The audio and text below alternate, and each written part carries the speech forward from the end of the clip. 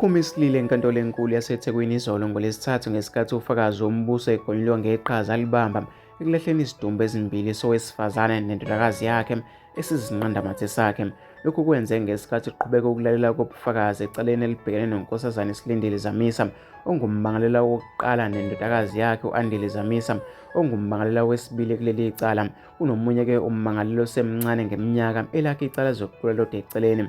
Lapha-ke babhekene necala lokubulala umakhelwane wabo unkosazane Simangele Simamane nendodakazi yakhe uSibonga konke Mthembu oneminyaka ngo-12 ngoba-ke babesola ngokuba nesandla ekufeni kayise wengane yakhe uSilindile. Lesi sigameko senzeka-ke ngo-Okthoba 5 ngo-2020.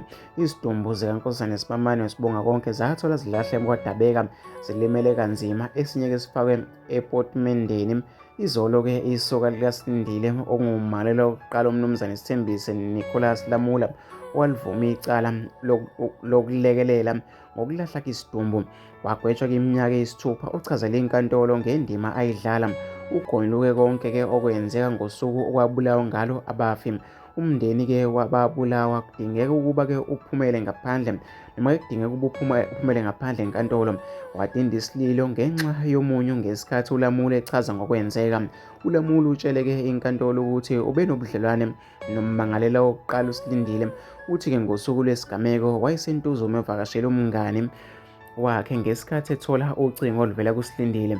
Uthi wamcela ukuba aphuthume endlini yakhe eNewland West. Esefikile waphaka imoto yakhe lohlobo lwe-VW microbus emhlophe ayethutha ngayo izingane zesikole. Ngangena endlini ngabona owesifazane owayesekhulile unkosazane Simamane ehlezi kusofa. Ngaphakathi kwakukhona-ke ummangalela wesibili u-Andile. Ngabafica endlini kunokuxokozela bethethisa umufi esho. Utshele inkantolo ukuthi-ke waphumela ngaphandle wahamba. Uthi-ke esesendleleni wathola ucingo oluvela kuSilindile embuza ukuthi umsheleni ebhekene-ke nenkinga. Uthi wamtshela ukuthi uyabuya, wamcina-ke ngocingo waze wagcina-ke sebuyilile emuva. Uthi-ke wamtshela ukuthi-ke sebebulela umama nendodakazi yakhe kusho yena. Uthi wamcela ukuthi-ke makahlehlise imoto angene-ke esangweni lakwakhe. Wakwenza-ke lokho okuthe uma-ke ebokisisa eduzane noSilindile wabona-ke ipotimende-ke elalinomzimba womuntu-ke phakathi.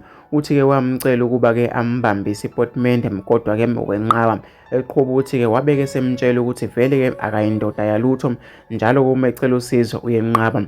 Uthi wamtshela ukuthi kungafika amaphoyisa uzosho ukuthi nguyena uLamula obulele lo muntu. Uthi-ke wabeke esevuma-ke balifake emotweni bahamba-ke baya kwaDabeka lapho bafike khona bazilahla khona izidumbu ngomyalelo-ke kaSilindile.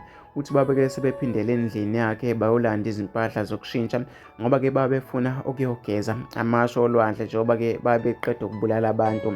Uthi-ke landisa enkantolo. Uthi-ke emva kokutholakala kwezidumbu kwaDabeka amaphoyisa abathatha-ke ayobaphonsa imibuzo abuye-ke abadedela. Bayala ukuba-ke babuye esiteshini sakwaDabeka. Uthe kwagcina ngokuthi-ke babalekele eGoli ukuyocasha khona eqhuba kuLamula. Uthi ngemva kwezinyanga-ke wabuyela eThekwini wazinikela emaphoyiseni wagonyulwa kuwona-ke ngakho konke-ke okwenzeka.